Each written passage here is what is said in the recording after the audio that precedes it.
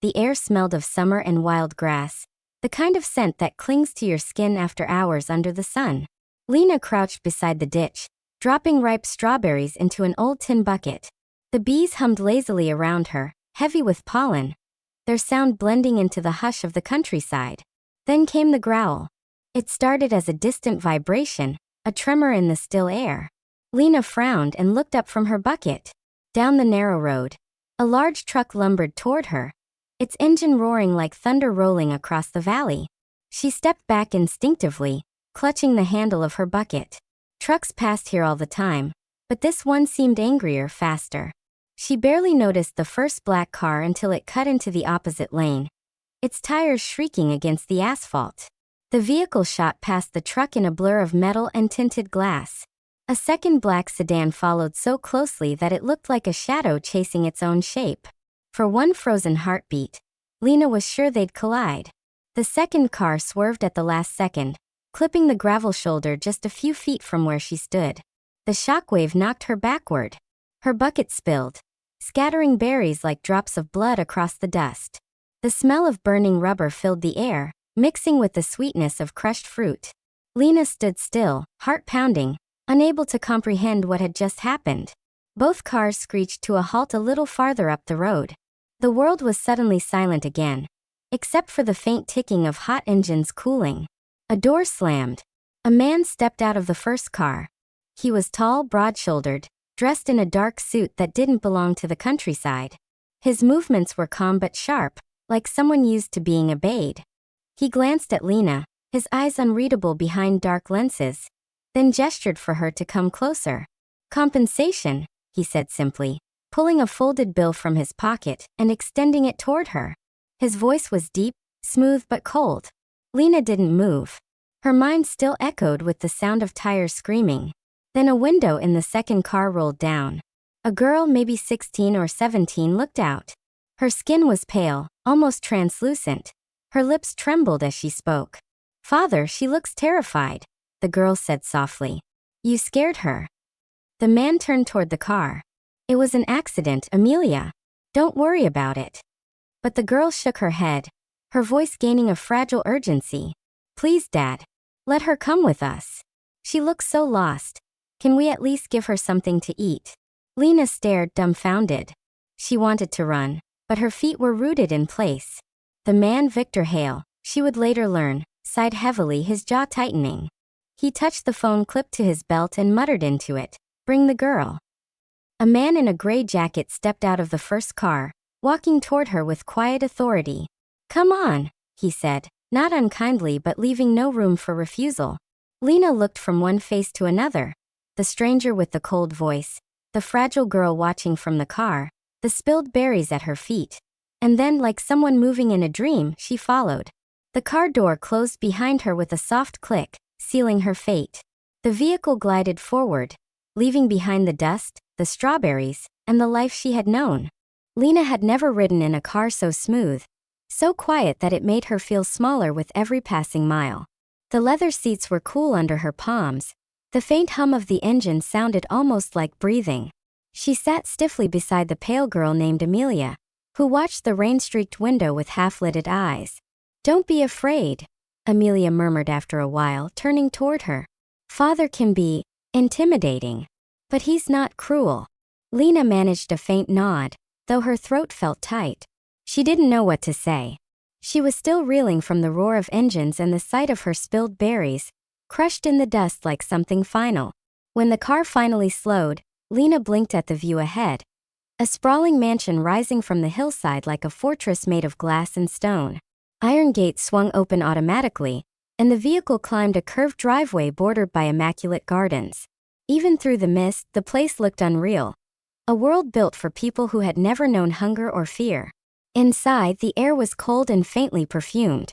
Crystal chandeliers hung like frozen constellations. Marble floors reflected the light with sharp precision.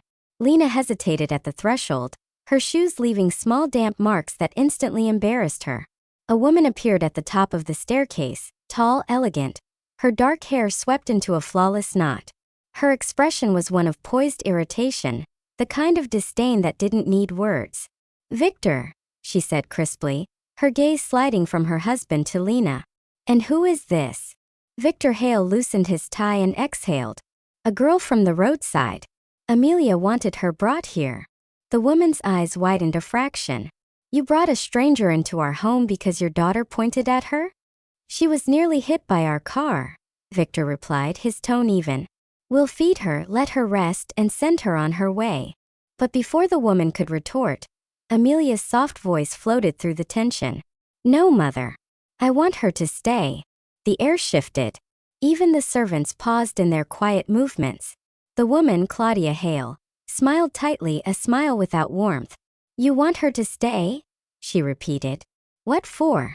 We are not running an orphanage. Amelia's gaze didn't waver. She'll be my companion.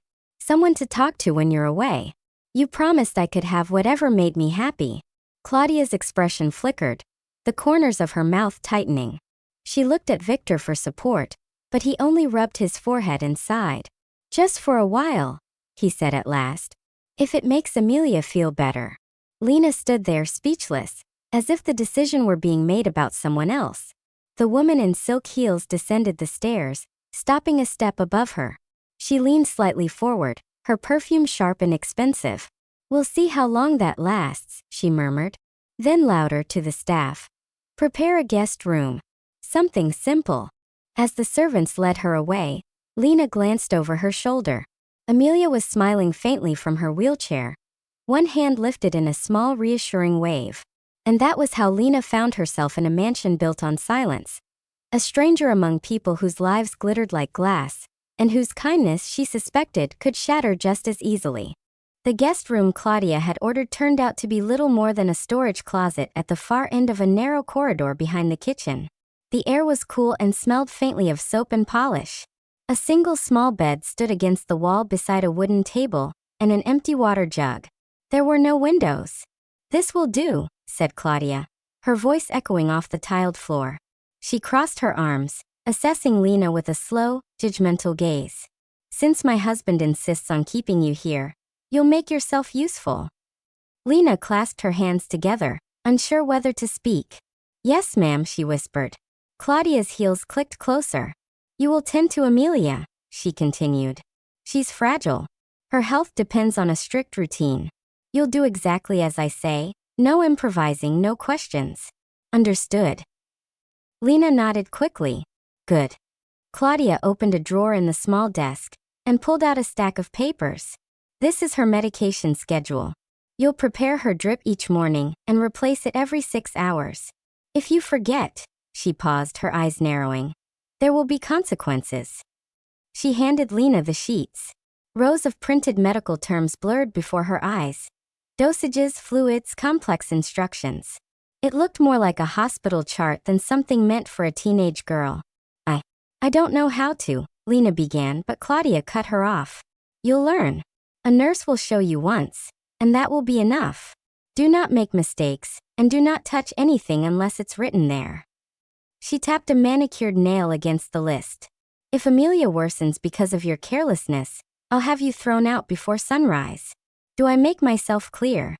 Yes, ma'am, Lena murmured again, though fear prickled at her throat. Claudia smiled then, a thin, brittle smile that didn't reach her eyes. Good. Wash up. Someone will bring you something decent to wear. You look like you've crawled out of a ditch. When she left, the silence in the small room felt suffocating. Lena ran a hand along the coarse blanket and sat on the edge of the bed. Everything here was too polished, too cold. The walls seemed to listen. A knock broke the quiet. One of the servants, an older woman with kind eyes, entered carrying a folded set of clothes. Here, she said softly. Miss Hale can be difficult. Don't take it to heart. Lena gave a faint smile. Thank you. When the woman left, Lena changed into the plain gray dress and stood before the mirror above the sink. The girl staring back looked like someone else, smaller, swallowed by shadows. That night, she couldn't sleep. The hum of the mansion, pipes whispering, footsteps in distant halls, kept her awake. She turned over again and again until the faint sound of a bell echoed through the corridor. A silver bell. It was soft but clear, and she somehow knew it came from Amelia's room.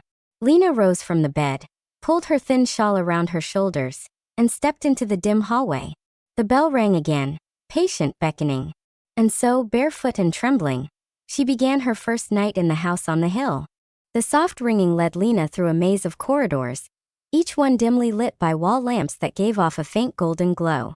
Her shadow stretched and bent across the marble floors. When she reached the last door at the end of the hall, she hesitated for a heartbeat, then knocked gently. "Come in," came a quiet voice. Amelia was sitting up in bed, wrapped in a white blanket that made her look almost translucent. The room was spacious but hushed, pale curtains drawn, faint scent of medicine in the air. A drip hung beside the bed, connected to her thin wrist by a clear tube. "I'm sorry," Lena began, stepping inside. "I heard the bell." Amelia smiled weakly. "You came fast. That's good. I hate waiting." Lena moved closer, unsure of what to do with her hands. "Do you need something?" "Just company." The girl patted the chair beside her. "Sit. Please. Everyone else treats me like glass. You don't look like the type who breaks things easily." Lena hesitated, then sat down. The chair creaked softly. For a while they just sat in silence. Outside, the wind brushed against the windows, carrying the scent of rain and garden soil. Amelia's breathing was steady but shallow. "You must think I'm spoiled," she said at last. "Dragging strangers into our home because I felt sorry for them." Lena shook her head. "No. You were kind.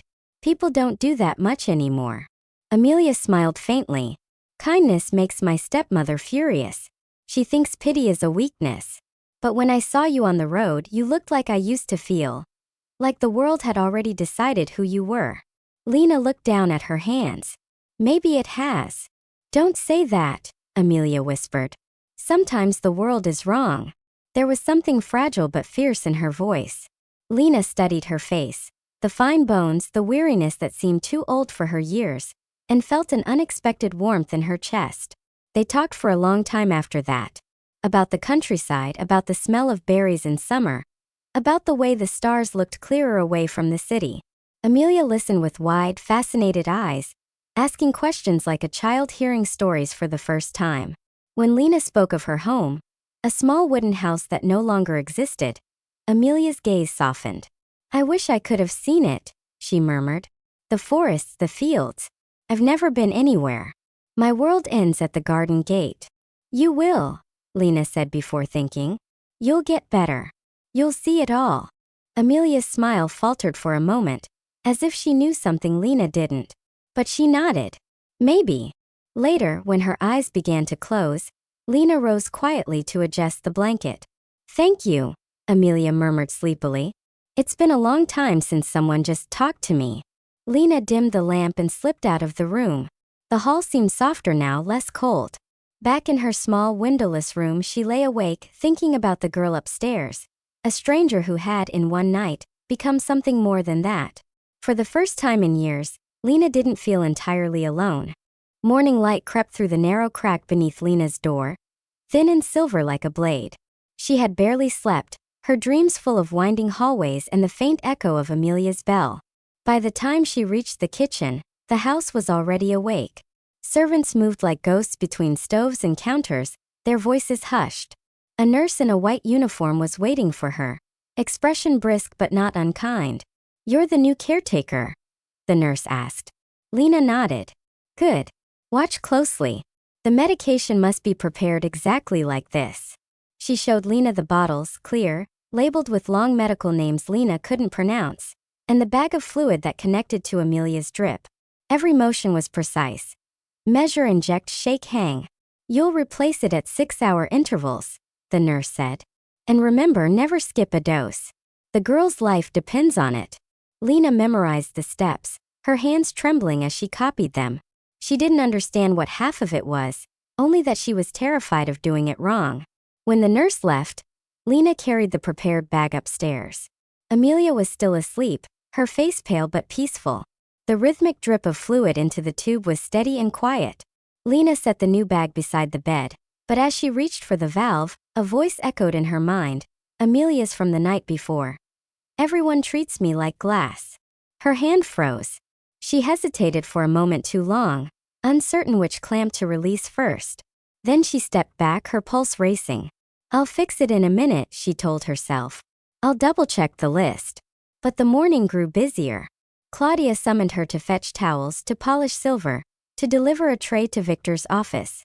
Each task dragged her farther from Amelia's room. By the time she returned, the sunlight had shifted. Hours had passed. The bag of medicine still hung untouched, its clear fluid untouched by air. Amelia was awake, sitting up against her pillows, a book open in her lap. She looked different, brighter somehow, her cheeks faintly pink. Oh, Lena stammered, realizing her mistake. I forgot to change your drip. I'm so sorry. Amelia closed the book and tilted her head. You forgot. Lena nodded miserably. I'll do it right now. But Amelia shook her head slowly. No need. I feel better today than I have in months. Lena blinked. Better. Stronger, Amelia said, her eyes wide with quiet wonder. She held out her hand, steady, not trembling. See? Lena couldn't understand it. The nurse had said the medicine was vital. Yet here was Amelia smiling, her voice full of color for the first time. Before Lena could respond, the door opened. Claudia stepped in, her perfume slicing through the air like a blade. Her gaze went straight to the unaltered bag. Did you change the drip? She asked sharply. Lena's throat closed. Yes, ma'am, she lied. Just this morning. Claudia's eyes lingered on her for a moment, long enough to make Lena's stomach twist. Then she nodded. Good. Keep it that way. Mistakes here cost lives. When she left, the silence that followed felt heavy. Amelia and Lena exchanged a look, one of guilt, confusion, and something else neither of them could name yet. That night, as Lena lay in bed staring at the ceiling, the thought returned again and again. How could she have felt better without the medicine? Sleep didn't come easily. Somewhere above, Amelia's window creaked open, and the faint sound of laughter drifted down into the dark, soft, alive, and almost defiant. The next morning, Lena woke before dawn. The mansion was still, filled only with the hum of distant machinery and the whisper of wind through the garden trees. She sat on her bed for a long time, staring at the folded paper where the medicine schedule was written. The inked letters seemed to glare back at her, sharp and absolute. But Amelia's face from yesterday lingered stronger than the words.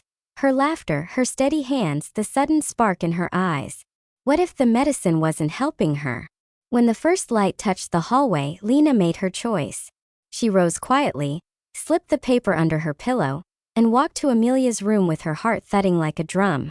Amelia was already awake, her hair loose, the morning sun spilling across her bed.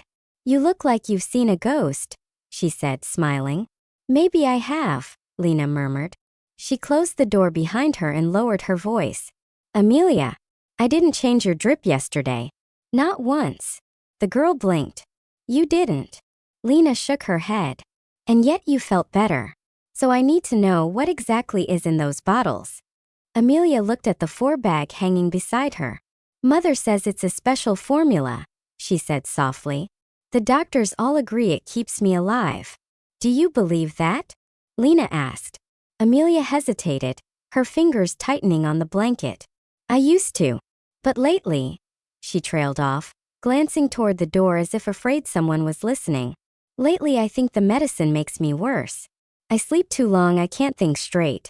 Sometimes I forget whole days. The two girls stared at each other, the truth forming silently between them. Lena crossed the room, opened the small cupboard where the bottles were stored, and lifted one to the light. The label bore a doctor's name, but something about it felt wrong. The faint chemical scent, the slightly yellow tint of the liquid. Let's stop it, Lena whispered. Just for a while. We'll see what happens. Amelia's breath caught. If my mother finds out. She won't, Lena said firmly. I'll tell her everything's fine. So it began, the quiet rebellion of two girls in a house full of secrets. Days passed. Lena replaced the 4 bags with plain saline water, and kept the old bottles hidden beneath loose floorboards. Each morning Amelia grew stronger. Her cheeks filled with color. Her laughter came easily. She began to walk small steps across the carpet, gripping Lena's arm for balance. In the afternoons, they ventured to the garden. The air outside was cool and alive, carrying the scent of pine and roses. Amelia's bare feet brushed the grass as if she were touching the world for the first time. I didn't know the sky could look like this, she said one morning, gazing upward.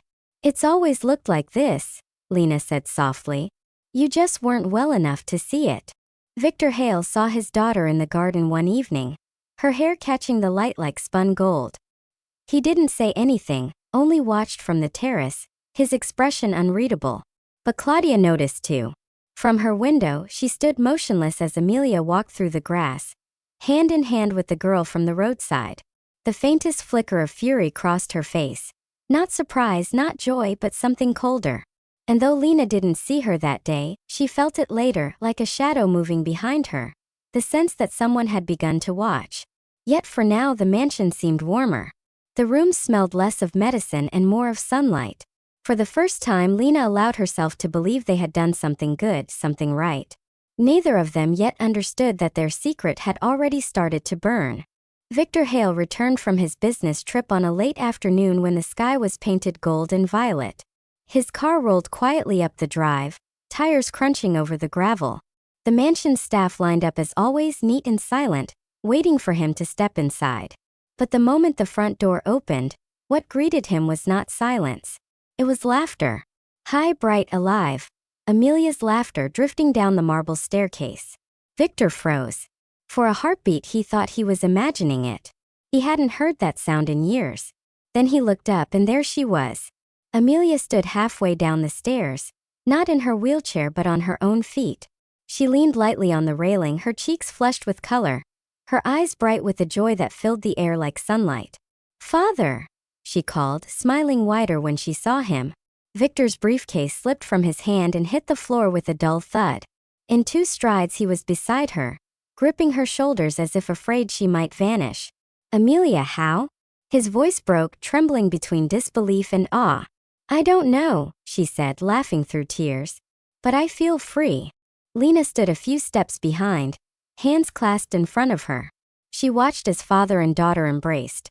A moment so full of light that for an instant it made her forget the fear that had lived inside her since the day she arrived. But not everyone was smiling. From the top of the stairs, Claudia Hale watched, motionless. Her face remained perfectly composed, but her knuckles were white where they gripped the banister. Later that evening, the house was alive with sound. Victor ordered a special dinner prepared, insisting everyone join. "No more hospital food," he declared.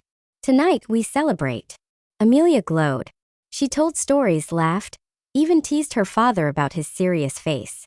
Servants whispered in corners, astonished by her recovery. Lena, sitting quietly at the edge of the table, could barely eat. She should have been happy, and she was, but every time she caught Claudia's gaze, a chill ran through her. The woman's polite smile never wavered, yet her eyes held the gleam of something sharp and dangerous. When the meal ended and Amelia had gone upstairs, Victor turned to Lena. "You've done something remarkable," he said. "She speaks of you constantly. I don't know what changed, but whatever it is, thank you." Lena opened her mouth to respond, but before she could, Claudia rose smoothly from her seat. "Yes," she said, her voice cool as glass. "We all owe her so much, don't we?"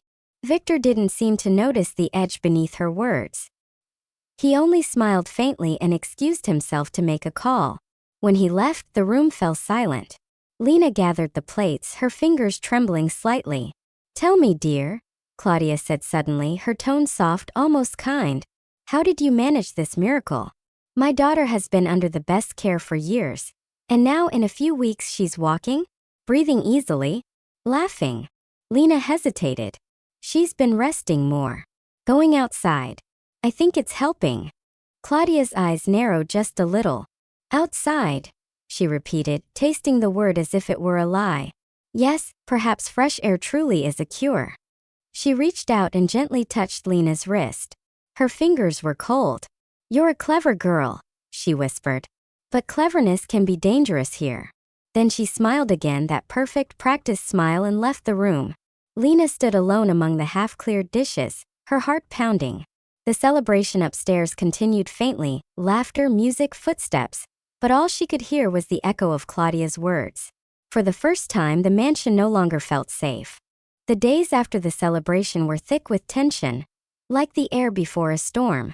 The mansion was quieter now, though nothing had visibly changed. The same polished floors gleamed, the same flowers stood in their crystal vases, but beneath the surface something had shifted. Claudia's smile was colder, her voice softer, too soft, the kind of softness that hides knives. Lena felt her gaze everywhere. In the hallways, at the dinner table, reflected in the mirrors that lined the staircase. She could barely breathe under it. Only with Amelia could she still find peace. They spent their mornings in the garden, walking further each day. Amelia's steps were stronger, her laughter brighter, but even she noticed the strange quiet that had fallen over the house. "Mother's been watching you," she said one afternoon, brushing petals from her skirt.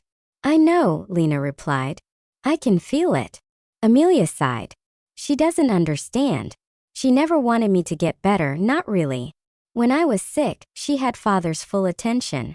Now," she trailed off. Lena turned to her, alarmed. "What do you mean, she didn't want you to get better?" Amelia hesitated, her eyes darting toward the mansion's windows. "I shouldn't say. But sometimes when I was too weak to stand, I'd wake up and see her beside me with a needle, whispering things I couldn't remember later. I thought it was a dream. But now I'm not sure." The words chilled Lena to the bone. "Amelia," she whispered, "I think the medicine she gave you was hurting you." Amelia froze. "You think she?" Before she could finish, the sound of footsteps snapped through the air like a whip. Claudia stood at the edge of the garden path, her white dress fluttering slightly in the wind. "How touching," she said softly. "Secrets whispered among flowers." Lena's stomach dropped. Amelia straightened, trying to look calm. "Mother, we were just talking." "Yes, I heard." Claudia stepped closer, her eyes locked on Lena. "About medicine, wasn't it?" Lena's mouth went dry. Tell me," Claudia interrupted, her tone tightening. "Did you stop my daughter's treatment?" Amelia tried to speak, but Lena found her voice first. "Yes," she said, trembling but firm. "I stopped it. Because it was killing her." The air seemed to freeze. Claudia's face remained perfectly still, but something flickered in her eyes. Fury, disbelief, fear, all tangled together. "You ignorant child," she whispered. "Do you have any idea what you've done?" "I saved her," Lena said, her voice breaking but steady. Claudia stepped forward, the calm mask cracking at the edges. "You think you know better than doctors? Than me? You think you can play healer when you're nothing but a stray from the roadside?" "Mother, please," Amelia said, moving between them. "She helped me. I can walk now. I'm alive because—" "Enough." Claudia's hand shot out and struck the edge of the metal stand beside the bench. It crashed to the ground with a sharp clang, echoing through the garden. The noise brought running footsteps. Victor and two servants appeared at the doorway. "What's going on?" Victor demanded, looking from his wife to the two girls. Claudia turned to him, her expression instantly smooth. "Your little charity case," she said coldly, "has been poisoning our daughter with her negligence. She stopped the medication." Victor's face went pale. "What?" Amelia grabbed his arm. "No, Father. It's the opposite. The medicine was what was making me sick. I swear, since Lena stopped giving it to me, I've been getting better." Claudia's voice rose, trembling with fury. "Lies. She's manipulating you, Victor. Look at her. A liar, a parasite." "Enough," Victor thundered, his voice shaking the air. Silence fell. The servants froze. Even the wind seemed to still. "Tomorrow," Victor said tightly, "we'll have the medicine tested. Every bottle. Every record." He looked at Lena, not with anger but with something more complex, heavier. "Until then, you'll both stay in your rooms." Claudia's lips curved in a smile that didn't reach her eyes. "Of course," she murmured. "We'll see the truth soon enough." As they turned to leave, Amelia caught Lena's hand, squeezing it hard. Her whisper was barely audible. "Whatever happens, don't be afraid. The truth is on our side." But that night, as rain began to fall against the mansion windows, Lena couldn't shake the feeling that truth alone might not be enough to save them. The rain did not stop that night. It fell in silver sheets against the windows, drumming on the roof, whispering through the gutters. The mansion seemed to hold its breath, waiting. Lena sat on her narrow bed, staring at the door. Every sound in the corridor made her flinch. She hadn't seen Amelia since the argument. Guards had been posted outside their rooms, and the halls that once carried laughter now echoed with silence. When dawn came, it brought no peace. A knock at the door startled her upright. One of the servants entered quietly. "Mr. Hale wants everyone in the study," she said. "Now." Lena followed her down the corridor, her steps slow, heavy. The study's wide doors stood open, light spilling from inside. Victor Hale was at his desk, his face drawn and pale. Amelia sat nearby, wrapped in a shawl. Claudia stood by the window, perfectly composed, her hands folded before her. On the desk lay a row of medicine bottles, the same ones Lena had hidden beneath the floorboards. Someone had found them. Victor's voice was steady but low. "We had the contents tested last night. Every bottle, every vial." He paused, as though gathering strength. The laboratory confirmed there were traces of a toxic compound. A slow-acting poison. Amelia gasped softly. Claudia didn't move. Victor turned toward his wife. It was mixed into the solution prescribed for Amelia. According to the report, the dosages were increasing every month. Lena's heart pounded in her ears. At last Claudia spoke. "That's impossible. You think I would harm my own daughter?" Victor's eyes were full of quiet devastation. "Would you?" For the first time since Lena had met her, Claudia's perfect calm cracked. Her lips trembled. "You don't understand. She was slipping away from me. You were slipping away from me. The doctor said she wouldn't live another year.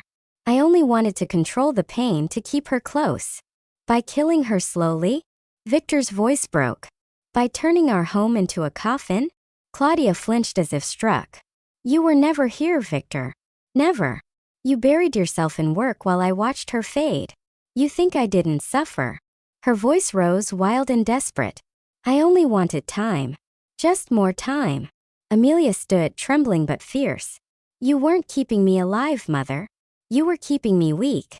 The room fell silent. For a long moment, all that could be heard was the rain outside. Then Victor straightened, his shoulders heavy. "The police are on their way," he said quietly. "They'll take care of the rest." Claudia stared at him in disbelief. "You're handing me over? After everything? I don't have a choice." His voice was soft but final. "You made sure of that." When the officers arrived, Claudia didn't resist. She walked past Lena without a glance, her heels clicking on the marble floor like the ticking of a clock that had finally run out of time. After she was gone, the silence in the house changed.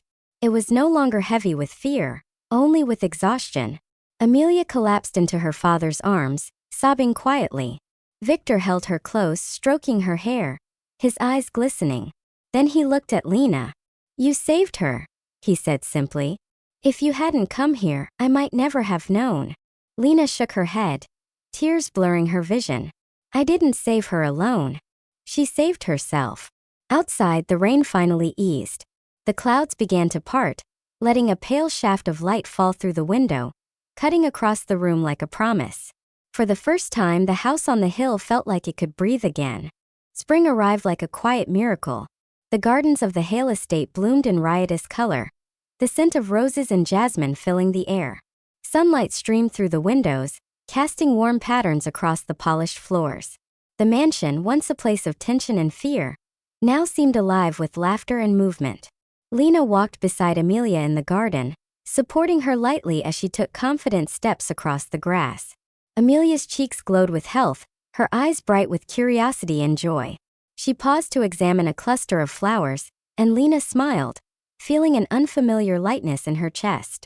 Victor Hale followed close behind, watching his daughter with a mixture of awe and relief.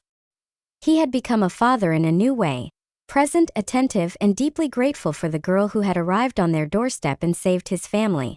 Inside the house, the remaining tension had melted.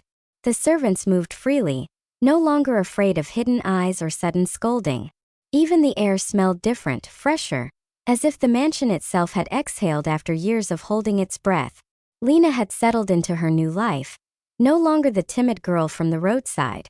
She studied diligently, catching up on everything she had missed, and Victor made sure she had every opportunity to learn and grow. Amelia, once fragile and withdrawn, had transformed. She danced through the halls, read voraciously, and laughed without fear. Her friendship with Lena had blossomed into a sisterly bond. They shared secrets, jokes, and endless stories from the world beyond the estate's walls. One afternoon, as they sat under the shade of an old oak tree, Amelia turned to Lena. "Do you remember when I first saw you? Standing there on the road, covered in dust and berries." Lena laughed softly. "I thought I was about to be run over." "You saved me," Amelia said, her voice serious now. "And I saved myself in a way. But without you, I wouldn't have found my strength." Lena shook her head. "We saved each other." As months passed, life continued its gentle rhythm. Victor found love and redemption in his family, and Amelia discovered her own passions: music, painting, and the joy of learning. Lena's life, once so uncertain, unfolded into promise and possibility. Eventually, Lena met a young man from a respected family. His kindness and humility captivated her, and together they built a future that mirrored the warmth and stability she had found at the Hale estate. Amelia too found love in a compassionate doctor who cherished her curiosity and laughter, and their weddings were celebrated with joy, light, and tears of happiness. Years later, the mansion was filled with the sounds of children, Amelia's and Lena's alike, running through the halls, their laughter a testament to resilience and hope. Victor often sat on the terrace watching them play, marveling at the life that had been restored and the family that had been rebuilt. One evening, as the sun set in a blaze of gold and pink, Lena stood beside Victor and Amelia on the balcony. She looked out over the gardens, the trees swaying gently in the breeze, and felt a deep sense of belonging. "Thank you," Victor said quietly, resting a hand on her shoulder. "For everything." Lena smiled. "No, thank you. For giving me a home, a chance, and a family." Amelia squeezed her hand, her laughter ringing across the garden. "We're together now, and nothing can take this away." The mansion, once a place of fear and secrets, had become a sanctuary of love, courage, and new beginnings. And Lena, the girl who had come from nothing, had found everything she had ever dreamed of: friendship, family, and a life filled with light. Outside, the stars began to appear, twinkling over the estate like tiny promises. Inside, laughter and music echoed through every room, a living testament to survival, hope, and the power of human connection. The road behind them was long and painful, but ahead lay a future bright and endless, a future they would walk together, hand in hand. Let me know how you liked my story, and be sure to subscribe to our channel. A new story will be posted here tomorrow.